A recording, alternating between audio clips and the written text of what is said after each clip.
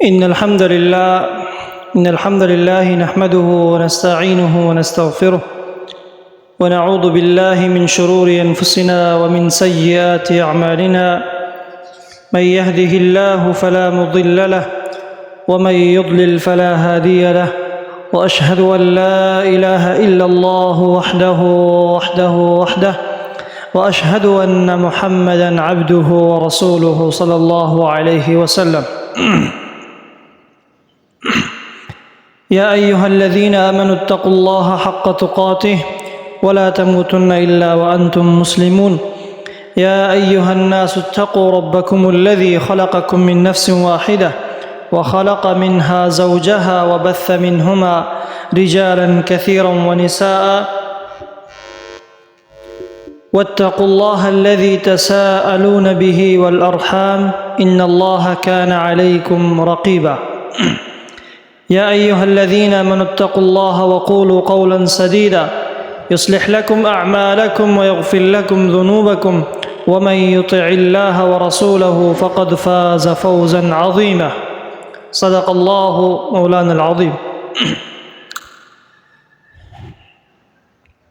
اللہ رب العالمین کا بہت کرم اور احسان ہے کہ اس کی توفیق سے یہ کتاب جو ہمارے سامنے ہے ہم نے یہ ارادہ فرمایا کہ تاکہ اس کو عوام الناس تک اس کے جو بنیادی مسائل ہے احکام ہے بیان کی جائے، تاکہ لوگوں کے اندر جو منتشر شدہ غلط عقائد ہے اس سے لوگ آگاہ ہو جائے اور صحیح سالم عقیدہ لوگوں کے ذہن میں آ جائے، اللہ اور اس کے رسول صلی اللہ علیہ وسلم کو پہچان سکے۔ یہ کتاب ہمارے سامنے ہے الاصول الثلاثہ، یہ امام محمد ابن عبد الوہاب رحمہ اللہ رحمۃ واسعہ انہوں نے ان کو تصنیف فرمایا ہے۔ حقیقتاً یہ عقیدے کی بنیادی مسائل پر بہت اہم اور دقیق معلومات پر یہ مختصر کتاب ہے۔ عبادات میں جو سب سے افضل عبادت ہے، نوافل عبادات میں شخصی عبادات میں جو افضل عبادت ہے وہ ہے تعلیم و تعلم، سیکھنا اور سکھانا۔ یہ نفل عبادات میں علماء کا اس پر اتفاق ہے کہ سب سے افضل عبادت ہے۔ اس کا وجہ یہ ہے کہ جو نفلی عبادت ہے، جو شخصی عبادت ہے، اس کا نفع صرف اسی انسان کو ملتے ہیں جو خود عبادت کر رہا ہے۔ لیکن یہ علم ایسا ہے، تعلیم و تعلم ایسا ہے کہ جو انسان پڑھتے ہیں پڑھاتے ہیں صرف اپنے آپ کو فائدہ نہیں پہنچاتے، بلکہ سامنے جو سیکھنے والا لوگ ہے اس سے معاشرے میں امن پھیلتے ہیں، معاشرے میں اللہ رب العالمین کا شناخت ہو جاتے ہیں، تو اس سے یہ افضل عبادت ہوگا نوافل عبادات میں سے۔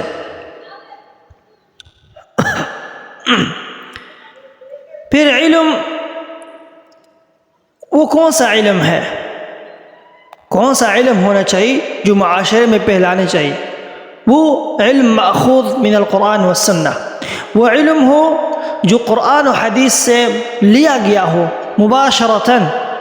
علم القرآن و علم الحدیث یہ علم ہے۔ اس کے علاوہ جو بھی علم ہے وہ افضل عبادت نہیں ہے، وہ افضل نہیں ہے، بلکہ علم جو ہے ماخوذ من القرآن و سنہ سے ہوگا، یہ افضل اور نوافل عبادت میں سب سے افضل عبادت ہے۔ اس کا تعلیم و تعلم، اس کا سیکھنا اور سکھانا، آگے تک پہنچانا۔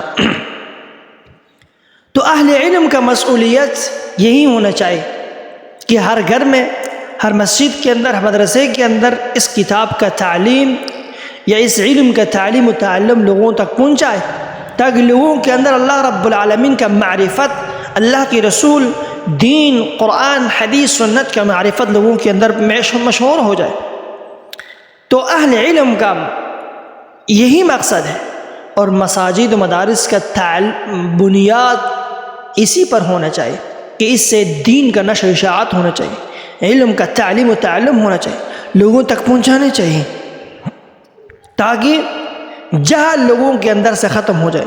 جب جہل ختم ہو جائے تو علم لوگوں کے اندر پھیل جائے گا، یقیناً پھر معاشرے علم کا انور بن جائے گا۔ یہ کتاب ہمارے سامنے ہے الاصول الثلاثہ، 3 اصول، ثلاثۃ الاصول۔ یہ عقیدے پر بہت متن اور بہت معتبر کتاب ہے، اور یہ لازم ہے کہ مرد عورت بچے بڑے سب اس کو سیکھے، سب اس کو پڑھے، اس کو علم حاصل کرنے کے لیے، اپنے بنیادی عقائد درست کرنے کے لیے اس کتاب کو مطالعہ کرے، خود بھی پڑھ لے اور آگے لوگوں تک پہنچائے۔ یہ مختصر ہے، عقیدے کے اوپر مختصر کتاب ہے اور بہت شاندار کتاب ہے۔ اس کو ہر گھر میں اس کا تعلیم، ہر مسجد میں اس کا تعلیم و تدریس ہونا چاہیے۔ لیکن ہم اس بارے میں بہت قصیر ہے، بہت ہم کوتاہی کرتے اس بارے میں، یہاں تک کہ ہم خود جانتے نہیں عقیدہ کسے کہتے، ہمارے گھر والے کہاں جانیں گے، بیوی بچے کیسے جانیں گے۔ اس لیے سب سے پہلے خود ہم ٹائم نکالیں اس کے لیے، خود ہم سیکھیں۔ آج کل دنیا میں ایسا ہوا ہے، اگر آپ سامنے سے نہیں پڑھ سکتے، آپ آج کل سوشل میڈیا ہے، اس کے ذریعے سے ہر کوئی کر سکتے ہیں کہ اس کو سیکھے، اس کو آگے پہنچائے۔ اللہ اکبر۔ تو اس لیے جب معاشرے میں علم عام ہوگا، علم کا نشر اشاعت زیادہ ہوگا، تو یقیناً جہل معاشرے سے ختم ہو جائے گا۔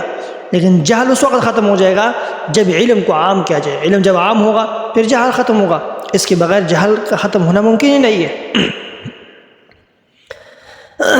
تو اس لیے ہر آدمی، ہر شخص اس کو اپنے گھر کے اندر تعلیم کروائے، خود بھی پڑھے، اس کو سیکھے، آگے سکھائے، کیونکہ اللہ کے رسول صلی اللہ علیہ وسلم اپنے لیے، اپنے زندگی کے لیے دنیا میں نہیں آئے تھے، بلکہ لوگوں کی زندگی کے لیے، لوگوں کے لیے زندگی کرنے کے لیے دنیا میں آئے تھے، لوگوں کو سکھانے کے لیے، لوگوں کو جہنم سے بچانے کے لیے آئے تھے۔ اللہ اکبر۔ یہاں تک کہ اللہ کے رسول چھوٹے چھوٹے بچوں کو بھی عقیدہ سکھاتے تھے، چھوٹے چھوٹے بچوں کو بھی سامنے سے گزر جاتے عقیدہ سکھاتے ہیں۔ معاذ بن جبل رضی اللہ عنہ فرماتے ہیں کہ اللہ کے رسول کے پیچھے سوارے بھی سوار تھے، آپ نے فرمایا معاذ اتدری ما حق اللہ علی العباد، کیا تم جانتے ہیں کہ اللہ کا حق بندوں پر کیا ہے، بندوں کا حق اللہ پر کیا ہے؟ معاذ رضی اللہ تعالی عنہ ادب کی وجہ سے انہوں نے کہا اللہ و رسول عالم، اللہ اس کے رسول بہتر جانتے ہیں۔ اللہ اکبر۔ انہوں نے جب یہ بات کہہ دیا، اللہ کے رسول نے فرمایا کہ اللہ کا حق بندوں پر یہ ہے کہ بندے اللہ رب العالمین کی عبادت کرے، اللہ کے ساتھ کسی کو شریک نہ ٹھہرائے، اور بندوں کا حق اللہ پر یہ کہ اللہ تعالیٰ ان کو عذاب نہ دے، یہ گناہ نہ کرے، اللہ کے ساتھ کسی کو شریک نہ ٹھہرائے اور اللہ ان کو عذاب نہ دے۔ یہ عقیدہ ہے۔ اللہ کے رسول صلی اللہ علیہ وسلم چھوٹے چھوٹے بچوں کو عقیدہ سکھا رہے، بنیادی عقیدہ۔ آج کل ہم اپنے بچے سے پوچھیں تیرا رب کون ہے، تیرا نبی کون ہے، اسلام کیا ہے، اللہ کے حق بندوں پر کیا ہے، نہیں ہے علم۔ اس لیے ہمارا کوتاہی ہے، چھوٹے چھوٹے بچوں کو عقیدہ سکھائے۔ آپ کسی معاشرے کے اندر ہے، کام کر رہے، لوگ جہل میں مبتلا ہے، آپ ایسے ایک ٹاپک پر سوال کریں کہ جس سوال سے ان کو فائدہ ہو جائے۔ اگر ان کو پتہ نہیں ہے تو آپ ان کے جواب میں خود شروع کریں، ان کو جواب دینے شروع کریں۔ اس سے کیا ہوگا، معاشرے میں دین پھیل جائے گا۔ اللہ اکبر۔ عیسیٰ علیہ السلام کے بارے میں اللہ رب العالمین نے فرمایا وَجَعَلَنِي مُبَارَكًا أَيْنَمَا كُنتُ، اللہ رب العالمین نے عیسیٰ علیہ السلام کو مبارک بنایا تھا، برکت والا بنایا تھا، کہتے جہاں بھی میں ہوں گا مجھے اللہ رب العالمین نے برکت والا بنایا، لوگوں کو خیر پہنچانے والا بنایا۔ تو آپ بھی خیر پہنچانے والا بن جائے، لوگوں کو خیر پہنچائے، لوگوں کو تکلیف نہ دے، لوگوں کو نقصان نہ دے، بلکہ لوگوں کو خیر پہنچائے جتنے ہو سکے۔ عقیدے کے بارے میں یہ بنیادی عقائد کی کتاب ہے، ان کو سیکھنے کی ضروری ہمیں۔ اس لیے مسلمان برکت والا ہے، مسلمان نفع پہنچانے والا ہے، مسلمان تکلیف دینے والا نہیں ہے۔ معاشرے میں دوسروں کو خیر پہنچائے، بھلائی پہنچائے، نیکی کروائے۔ اللہ اکبر۔ اس لیے اللہ کے وسلم چھوٹے چھوٹے بچوں کو بھی عقیدہ سکھاتے تھے۔ حق اللہ علی العباد، اللہ کا حق بندوں پر کیا ہے۔ عبداللہ ابن عباس رضی اللہ تعالی عنہ اللہ کے رسول کے پیچھے سواری بھی سوار تھے، اس کو بھی نصیحت کیا اللہ کا رسول نے، اے بیٹے احفظ اللہ یحفظک، اللہ رب العالمین کو حفاظت کرو، اللہ تجھے حفاظت کرے گا۔ اللہ کو کس طرح حفاظت کرے گا؟ اللہ کے دین کی حفاظت کرو، اللہ تجھے حفاظت کرے گا۔ احفظ اللہ تجدہ تجاہک، تو اللہ رب العالمین کی دین کی حفاظت کرو، تم اللہ کو پاؤ گے۔ جب بھی پریشان حال ہو، کسی بھی حالت میں ہو، اللہ کو پکارو، اللہ کو سامنے پاؤ گے۔ احفظ اللہ تجدہ تجاہک، اور پھر فرمایا فَإِذَا اسْتَعَنْتَ فَاسْتَعِنْ بِاللَّهِ، اور جب بھی تم مدد طلب کرو، جب بھی تم مانگو، اللہ سے مانگو۔ اللہ اکبر۔ اذا سألت فاسأل اللہ، جب بھی تم مانگو اللہ سے مانگو، عقیدہ سکھا رہے، کسی اور سے نہیں مانگو۔ وَإِذَا اسْتَعَنْتَ فَاسْتَعِنْ بِاللَّهِ، اور جب بھی تم مدد طلب کرو، پکارو، اللہ سے پکارو، کسی اور سے نہیں پکارو۔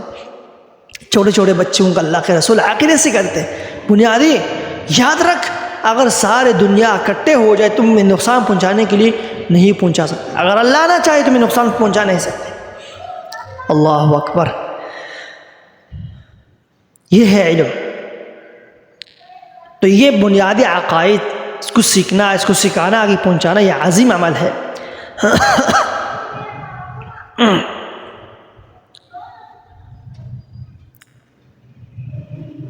اور یہ متن بہت مختصر ہے، فوائد عظیم اس کے اندر بھی شامل ہے، ہر قسم کے فوائد، ہر قسم کے اہم نقطے اس کے اندر ہمیں مل جائے گا۔ اس کے لیے ہمیں زیادہ سے زیادہ اہتمام کرنے چاہیے، اس کے لیے زیادہ سے زیادہ ہمیں اہتمام کرنے چاہیے، اور اس کو پڑھنے کی، اس کو ٹائم دینے کی ہمیں ضروری ہے، تاکہ ہم اس کو سیکھ سکیں اور اس کو آگے لوگوں تک پہنچائیں۔ یہ کچھ مقدمتاً باتیں جو آپ کے سامنے عرض کر رہا ہوں۔ اس کتاب کا سیکھنے کا، پڑھنے کا آداب و طریقہ کیا ہے؟ سب سے پہلے انسان تدریج سے، آہستہ آہستہ کوئی بھی چیز سیکھتے ہیں، انسان آہستہ آہستہ شروع کرتے، سیڑھی پہ چڑھتے ایک دم اوپر نہیں چڑھتے، آہستہ آہستہ چڑھتے۔ تو اس لحاظ سے یہ بنیادی عقائد پر ہے، شروع پہ انسان آہستہ آہستہ تو اس کتاب کو پڑھتے پڑھتے یہاں تک کہ آگے پہنچے گا، تو بڑے بڑے عقائد کی کتاب کو پھر سامنے رکھے گا، وہ پڑھے گا۔ ورنہ پھر اس کو اگر ڈائریکٹ انسان اس کتاب کو چھوڑ کے بڑے بڑے جہمیہ، ماتریدیہ، فلاں عقیدے کے بارے میں ہم سیکھیں گے تو ہمارے اوپر سے گزر جائے گا۔ اس لیے پہلے یہ کتاب بنیادی عقائد پر سب سے پہلے سیڑھی ہے کہ جو ہم اس کو سیکھیں گے آگے پھر آسان ہوگا۔ اس لیے علامہ ابن عبد البر رحمہ اللہ اپنی کتاب میں فرماتے ہیں کہ من رام العلم جملتاً ذہب عنہ جملہ، جس نے علم کو ایک دم حاصل کیا تو ایک ہی دم اسے چلا جائے گا۔ ایک دم اگر صاحب یہ چاہو کہ میں ایک ہی مرتبہ علم کو سیکھوں گا، پھر ایک ہی مرتبہ آپ سے چلے جائے گا، نہیں رکے گا۔ اور فرمایا انما یطلب العلم علی مر الایام واللیال، علم کو دن رات گزرنے کے ساتھ سیکھا جاتا ہے۔ علم آتے ہیں نا دن رات گزرنے کے ساتھ۔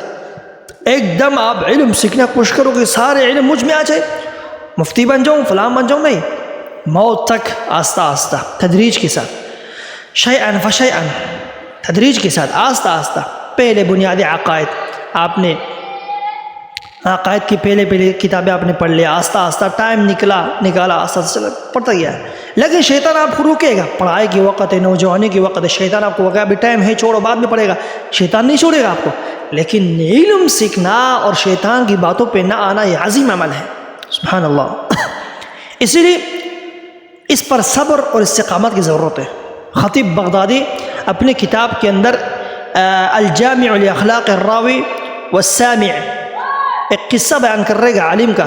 ایک عالم تھے، ایک شخص تھے، علم سیکھتے سیکھتے سیکھتے بالکل محنت کر کے تھک گیا، پریشان ہوئے، کہا میں نہیں سیکھ سکتا، علم نہیں سیکھ سکتا، چھوڑ دیا اس کو، علم کو چھوڑ دیا، تھکا ہارا چھوڑ دیا علم کو۔